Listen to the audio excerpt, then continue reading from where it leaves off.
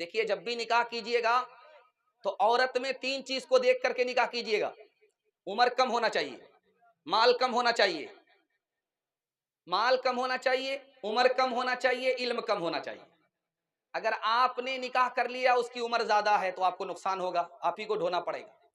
माल उसके पास ज्यादा है, इल्म उसके पास ज्यादा है, उंगली पर वो आपको नचाएगी।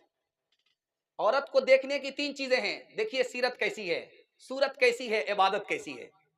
अगर सूरत में 1 नंबर, सीरत में 1 नंबर, इबादत में 1 नंबर, तो सारे जहान में 1 नंबर औरत है।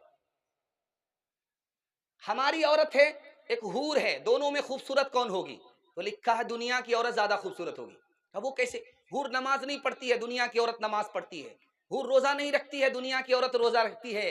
रोजा रखने की वजह से, नमाज पढ़ने की वजह से इनका चेहरा चमक रहा होगा, उस चमक की वजह से हूर से ज्यादा खूबसूरत दुनिया की औरत होगी। एक आदमी आया काजी के पास कि मैं शिकायत लेकर के आया हूं बीवी की, मुझको बहुत परेशान करती है। तो एक आदमी बगल में बैठा हुआ था, उसने कहा कि जब तुमको शिकायत है तो तलाक दे दो। तो उस आदमी का जुमला सुनाने के लिए जा रहा हूं, बड़ा खूबसूरत है, जिंदगी भर काम आएगा। उसने कहा यार तुम कहते हो तलाक देने के लिए, वो तो बहुत खूबसूरत है, उससे नफरत कैसे कर सकता हूं?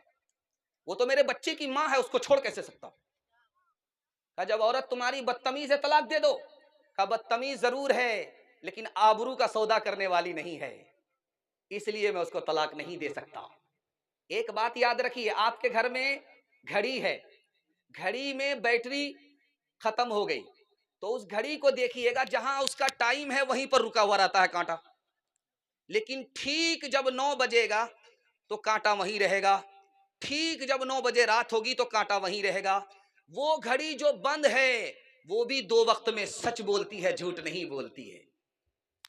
अब देखिएगा रात भर दिन भर बीवी की शिकायत करने वालों को देखिएगा, यहां बीवी की शिकायत करेंगे, वहां बीवी की शिकायत करेंगे। अरे अल्लाह का बंदा, शिकायत क्यों करते हो?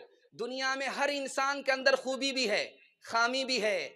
सारी खामी तो नहीं होगी, उसके अंदर 2-4 खूबी भी तो होगी। सबर करो, अल्लाह इसका बदला देगा, उसको हिदायत देगा, टूटे फूटे घर को तुम्हारी जन्नत बना देगा। शौहर बीवी से झगड़ा क्यों करता है? ये दिखा रहा हूं। वो कहता यार मैं अगर अपनी माँ की बात नहीं मानता तो अच्छा था, मैं अपने चचा की बेटी से निकाह नहीं करता तो बहुत अच्छा था, मैं अपने रिश्तेदार में निकाह नहीं करता, फलां जगह कर लेता तो बहुत अच्छा था। और जानते हैं उसका झगड़ा क्या है शौहर का? शौहर का झगड़ा ये है कि मेरी बीवी मेरी तरह हो जाए। गलत है ये, कभी भी बीवी हमारी तरह हो ही नहीं सकती। और ये सोच लीजिए आप, जितनी भी ताकत लगाइए आप, हमारी बीवी हमारी तरह हो ही नहीं सकती। हमारा झगड़ा क्या रहता है कि हमारी बीवी हमारी तरह हो जाए। और सास का झगड़ा क्या रहता है जानते हैं? ये मेरे घर का पैसा अपने माँ बाप के यहाँ भेज रही है, बदगुमानी है। ये मेरे बेटे पर हुकूमत कर रही है, बदगुमानी है। मैं इस घर की मालिक हूं, मेरी बहू मेरे घर की मालिक नहीं है। इसकी वजह से सास का झगड़ा रहता है। और बहू का झगड़ा क्या रहता है? जल्दी से आपका जलसा निकल रहा है, बिल्कुल बैठ जाइए, जलसा आपका निकल रहा है, दुआ तक आपका जलसा पहुंच गया है, ध्यान से सुनिएगा। बहू का क्या झगड़ा रहता है कि मुझे बाप ने रानी बना करके भेजा है, मैं किसी की नौकरानी नहीं हूं, अगर आज दब गई ये लोग जिंदगी भर दबाएंगे। और ननद का भुजाई से क्या झगड़ा रहता है कि ये भाभी मुझको रोकने वाली कौन होती है, टोकने वाली कौन होती है, मेरी मर्जी है, मैं जहां जाऊं, जिससे बात करूं, जहां से आऊं, ये भाभी मुझे टोकने वाली कौन होती है।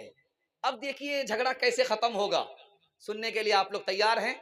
झगड़ा खत्म करने के लिए तैयार हैं? हाथ उठा दीजिए। बेटी की तरफदारी में दामाद को जेल भेजेंगे, हाथ उठाइए, इंशाल्लाह बिल्कुल सही जा रहा है। ये देखिए इस पर भी कोई ना कोई हाथ उठा रहा है।